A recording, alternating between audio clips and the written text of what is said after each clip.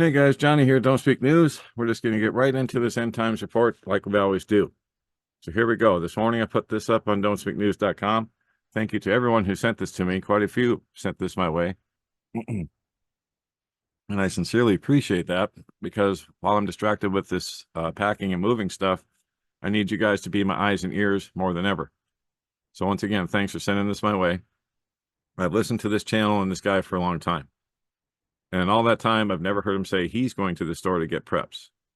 So I'd highly advise you to go get any preps you need done today. You know, do you need batteries for your radio? Do you have all of the water and storable foods that you need? Do you have your generator ready to go? Because this could be a grid down situation. You know, if it's the worst case scenario, which he doesn't, he said it's only about a 12% chance of a kill shot, but he said it's still possible. And he's concerned enough where he's going out to get some supplies. So I'll put that link up so you can watch that video. Then we have this. Take a look at this cloud formation right here in Palm Desert, California. I'm going to blow it up here real quick. I was hoping the music wouldn't start because they've got some copyrighted music playing underneath it. There you have it. Look at that. It's almost like 2 or 3 clouds together. Strange. But anyway, they're saying that these types of cloud formations have preceded big earthquakes in the past. As we look up here, at the beginning of the thread, here's Palm Desert, California, and here's Turkey, right before their big one last year, or was it 2022? Right before that big one that just hit Turkey. That looks the same, except the one in California looks much bigger. And of course, I think the effects of that earthquake would be much greater too, but there you are. And then we have this, just to let you know, the San Andreas Fault goes right through Palm Desert. And in fact, there are a number of Palm Spring Jeep tours of the Palm Desert and the San Andreas Fault that runs through it. So yes, these clouds are right over the top of that fault line. There's something to be aware of, guys. Something to definitely be aware of. And then this article here shows you talks about Earth changes and the pole shift and what would happen if the New Madrid rips open. They're saying that if it rips open here, which is by this rock bridge above the little town of New Madrid, located at the juncture of the Ohio and Mississippi rivers, they say that a jolt there would expedite the final rupture and clarify that this rock bridge break would release the southeast portion from its attachment to the mainland portion, allowing it to jump to the east, destabilizing the Azores triple juncture plates in the Atlantic out here. And then in April of 22, we reiterated that the jolt in the rock bridge will signal the start of the finale, which would rip open everything out here. So I'll put this article up too. Just a lot of things going on, guys. And with these big flares coming in, earthquakes, big ones could happen anywhere. And it's not always right away as the solar flares are hitting either. Sometimes it can be days after or up to a week after. So just got to be aware, head on a swivel at all times, right?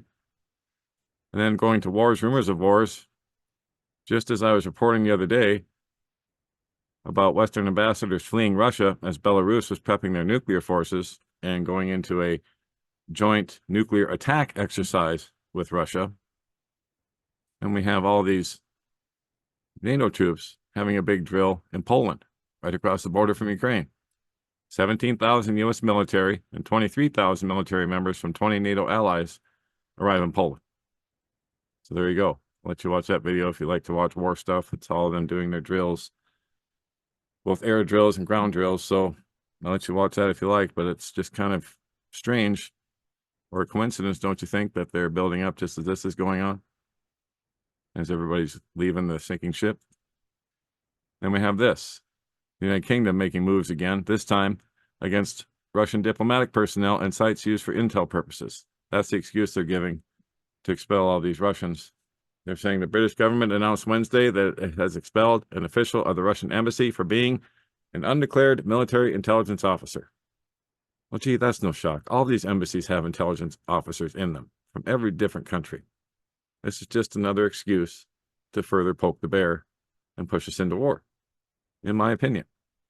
This action comes amid an apparent broader pressure and essentially a war on Russian diplomatic facilities and personnel in the UK, with Interior Minister James Cleverly briefing Parliament that multiple Russian-owned properties will be downgraded from having diplomatic status and protections. He alleged that the Russian sites in Sussex, as well as in London, will see their diplomatic immunity removed. Cleverly told Parliament that we believe have been used for intelligence purposes. So they're going to remove their diplomatic status. Unreal. Just like Israel feels that they can bomb anyone's embassy like the Iranian embassy in Syria. So new restrictions will also be placed on the amount of time Russian diplomats can spend in the country given recent malign Russian activity in the UK, according to the Interior Minister's words. One reported example was an arson attack on a Ukrainian-linked business, which the UK alleged had ties all the way back to the Kremlin. Unreal.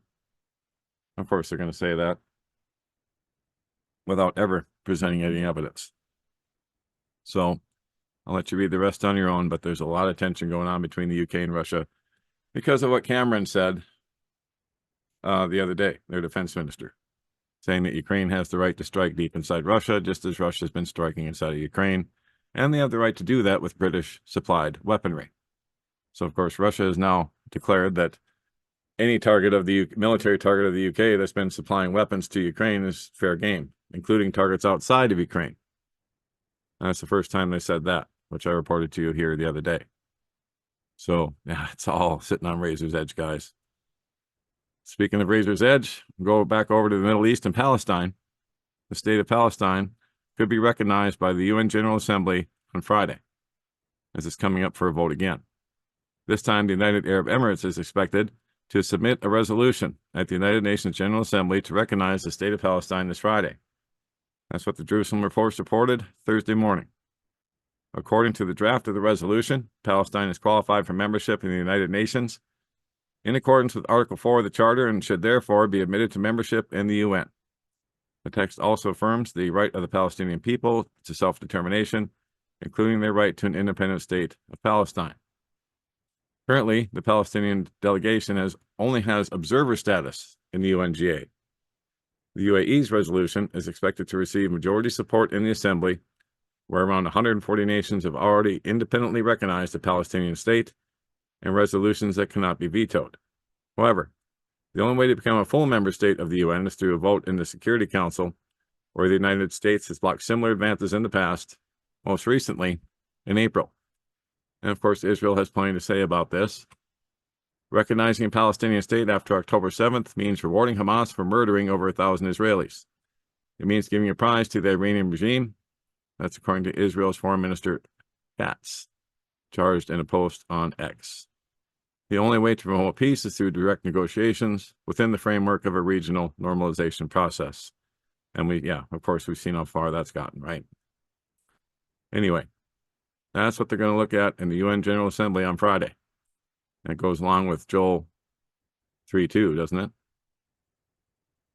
With what's going on today. I will also gather all nations and will bring them down into the valley of Jehoshaphat, and will plead with them there for my people and for my heritage Israel, whom they have scattered among the nations and parted, or divided, you could say, divided up my land, depending on the translation. There you go. That's what they're attempting to do right now. And then Canada, as we switch over to another part of the world and the war on free speech, Canada now is seeking to imprison anyone who has ever posted hate speech online.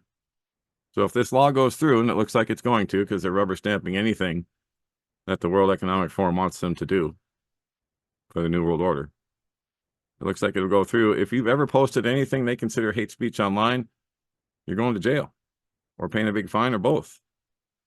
So the Trudeau regime has introduced an Orwellian new law called the Online Harms Bill, C-63, which will give police the power to retroactively search the internet for hate speech violations and arrest offenders, even if the offense occurred before the law existed.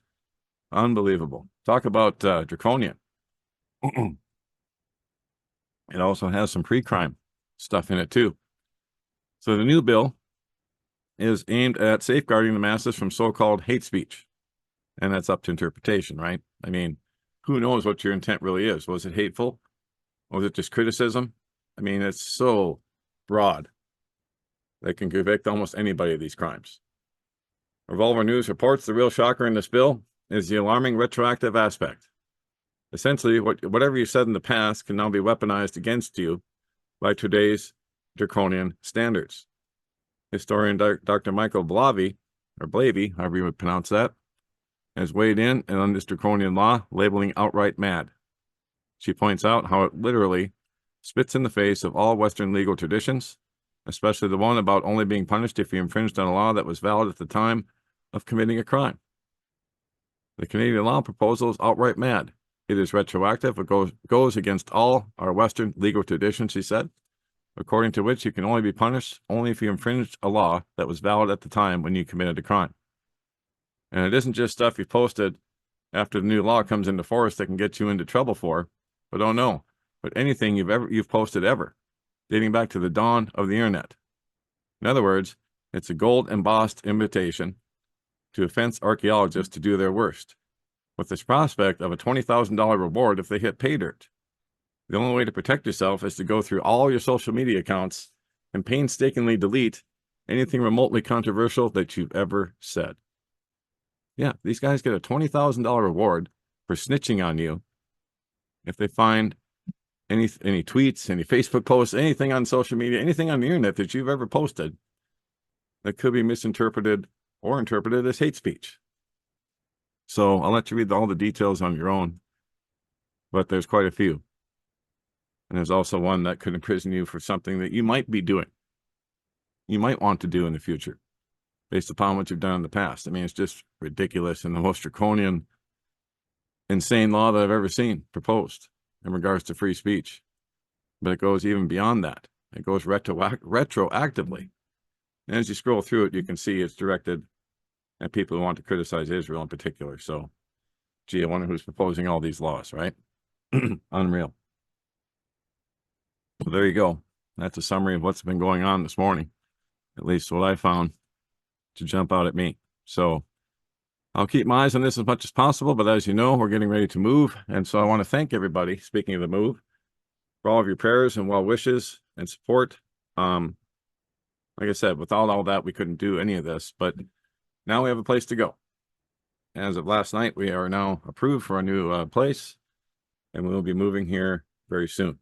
We can start moving stuff over soon, I should say, within a couple of weeks. So I just want to thank everybody for all your prayers and well wishes and support. Like I said, none of this would be possible without you. So thank you very, very much. My wife, Lisa, and I thank you from the bottom of our hearts. So that is it for today, or at least for now.